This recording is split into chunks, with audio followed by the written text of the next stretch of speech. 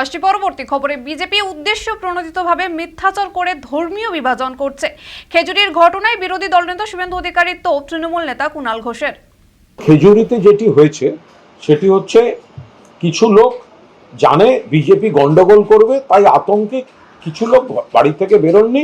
বাকি সব জায়গায় মোটামুটি নর্মাল কাজ হয়েছে। বৃষ্টি বাদলার দিন যেখানে যা লোক বেরোনোর বেরিয়েছে। এবার একটি দুর্ঘটনা ঘটেছে।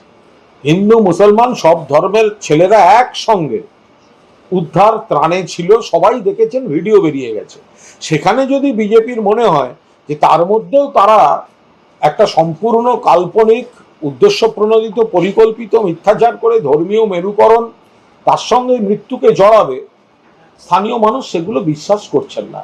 সেই কারণেই বিজেপিকে গন্ডগোলের পরিবেশ তৈরি করে কিছু জায়গায় আতঙ্ক তৈরি করতে হয়েছে।